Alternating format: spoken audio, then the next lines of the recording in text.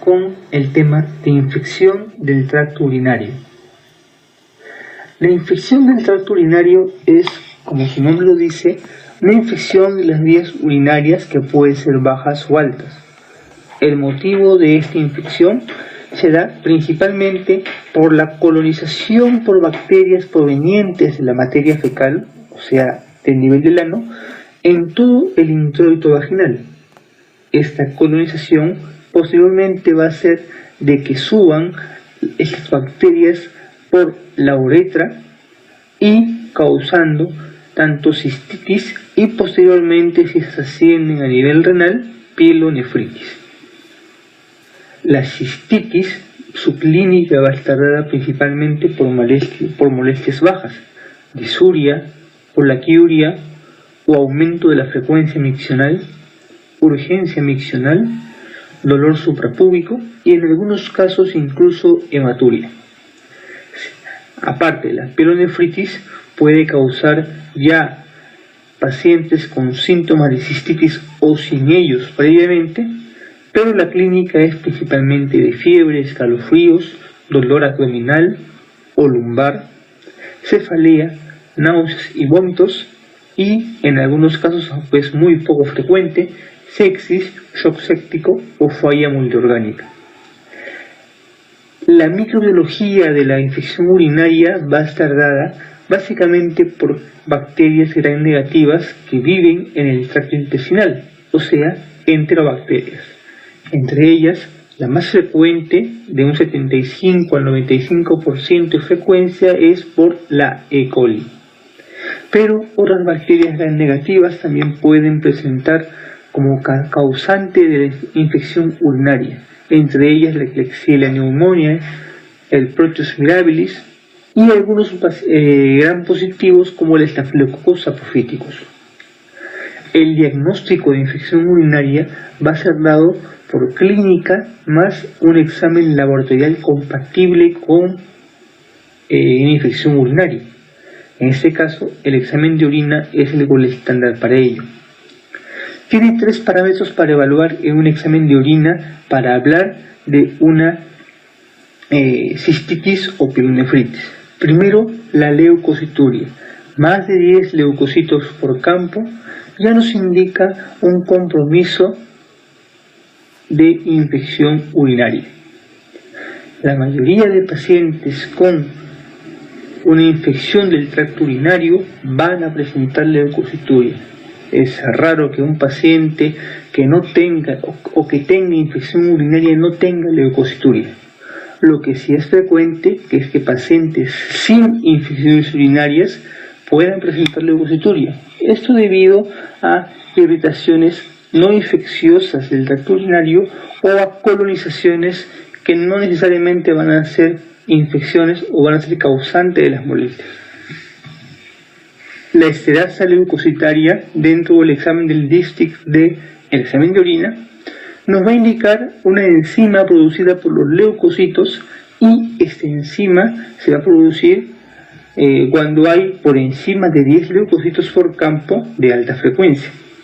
Este examen tiene una sensibilidad del 75 al 96% y una especificidad casi del 98%. Los nitritos es el resultado de la reducción de nitratos y nitritos por las bacterias gram negativas, y esto principalmente por la E. coli.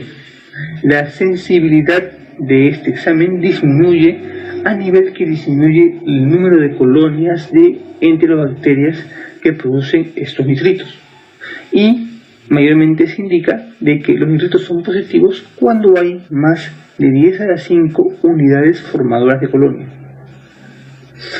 El urocultivo, que es el examen gol estándar para poder determinar infección urinaria, porque recordemos que el examen de orina, la leucocituria te indica que hay una irritación, la esterasa también, y los nitritos son el resultado de la producción bacteriana, pero el examen que te va a indicar qué tipo de bacteria es y mediante el cual se va a hacer la sensibilidad antibiótica es el urocultivo. Antes se decía que el urocultivo tenía que ser positivo cuando el número de colonias llegaban a mayor o igual a 10 a la 5 unidades formadoras de colonia.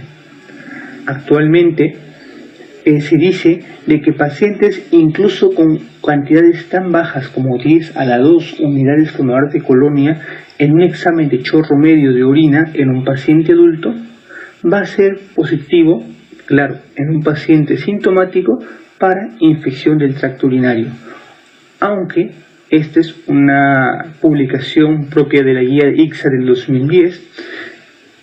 Actualmente se indica ya 10 a la 3 unidades formadoras de colonia como diagnóstico para infección urinaria. Ahora, ¿por qué la diferencia entre 10 a la 2 y 10 a la 3?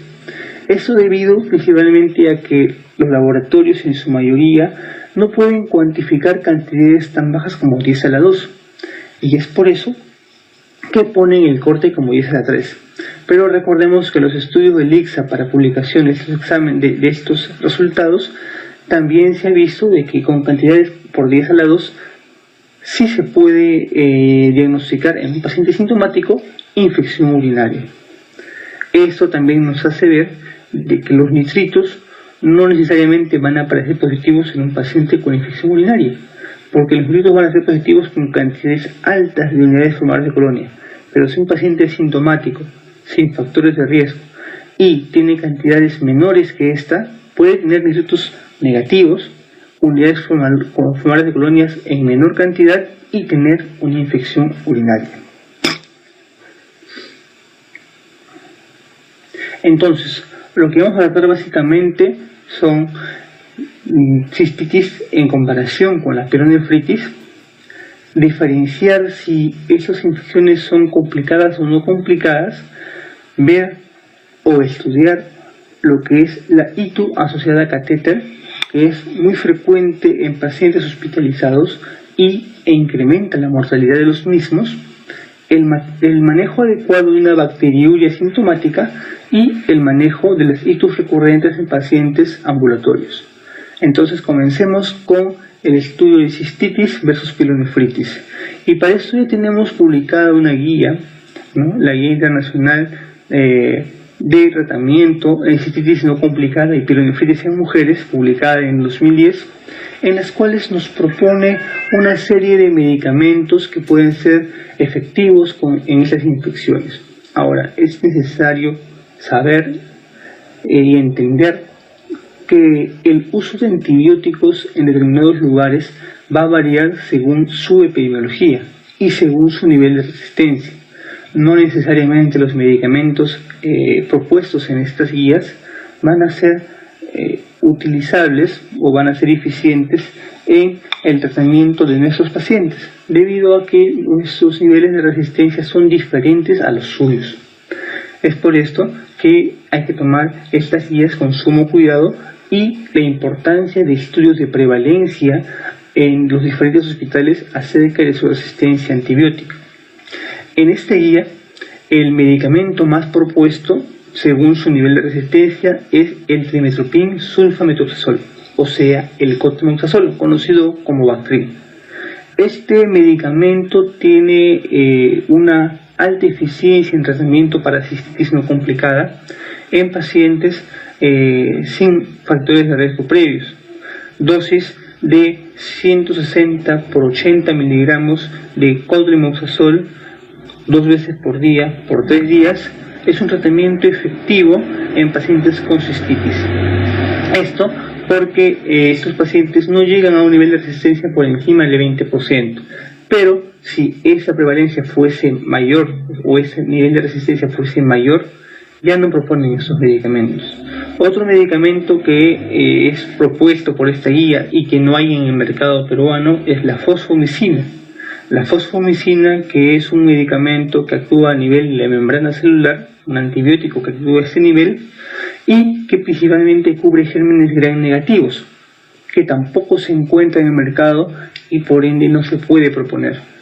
Pero la nitrofurantoína monohidrato es un medicamento que sí tenemos en el mercado y que nuestros niveles de resistencia son bajos y por ende tratamientos con nitrofurantoína de 100 miligramos 2 veces por día por 5 días indica de que este tratamiento va a ser muy efectivo para cistitis. Entonces es un tratamiento que se puede recomendar en nuestros pacientes, claro, evitando o habiendo descartado previamente la presencia de pielonefritis temprana.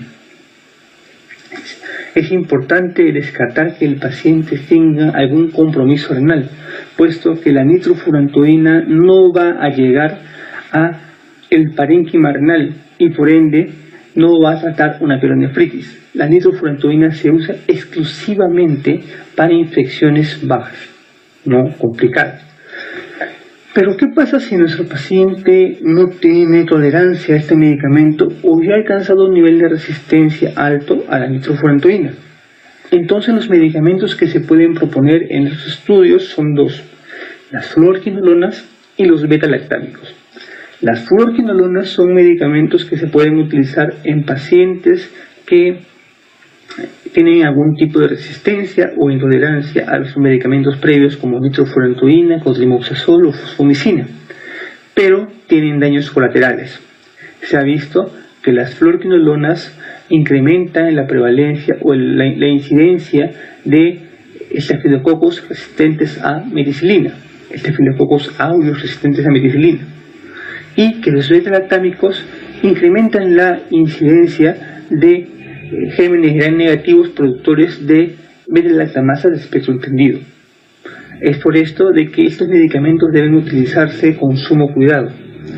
Aparte que las fluorquinolonas como el ciprofloxacino y el ofloxacino han alcanzado un alto nivel de resistencia en nuestro medio, y es por eso que estos medicamentos no son recomendables en pacientes con ITU. Pero los beta-lactámicos son medicamentos que aún no alcanzan un nivel de resistencia alto. El cefaclor, la cefalexina o la cefuroxima en tratamientos ambulatorios son medicamentos que pueden utilizarse, aunque los estudios no han comprobado su eficiencia con estos tres medicamentos. Es por eso que nos indican que los beta-lactámicos son menos efectivos que la nitrofurantoína en tratamiento de ITUS no complicadas en mujeres, pero es un tratamiento que se puede utilizar cuando hay intolerancia a la nitrofurantoína. Cuando hablamos ya de pielonefritis, tenemos que utilizar medicamentos que lleguen a cubrir el parénquima renal, y en estos casos se promueve el uso de dosis de ataque en los servicios de emergencia, es decir, comenzar con una dosis endovenosa que puede ser de ciprofloxacino de 400 miligramos. Claro que esto no se podría utilizar acá por su alta resistencia, pero sí se podría utilizar ceftriaxona a dosis de 1 gramo endovenoso, o aminoglicósido como amikacina, dosis de 15 miligramos por kilo, o gentamicina, dosis de 7 miligramos por kilo como dosis de TAC, y posteriormente continuar con un medicamento por vía oral en una pielonefritis no complicada. Y estos medicamentos propuestos podrían ser quinolonas como el ciprofloxacino por 7 días, levofloxacino por 5 días o cotrimoxazol por 14 días. Pero estos medicamentos en nuestro medio tienen una alta resistencia. Entonces nos quedamos que para pielonefritis por vía oral en paciente ambulatorio tendríamos que utilizar beta-lactámicos, teniendo en consideración que la eficacia de estos medicamentos no ha sido probada. Y los medicamentos a utilizar podrían ser cefalexina, la cefuroxima o el cefaclor. El cefnivir, que es una cefalexina de tercera generación por vía oral, también podría utilizarse en estos cuadros.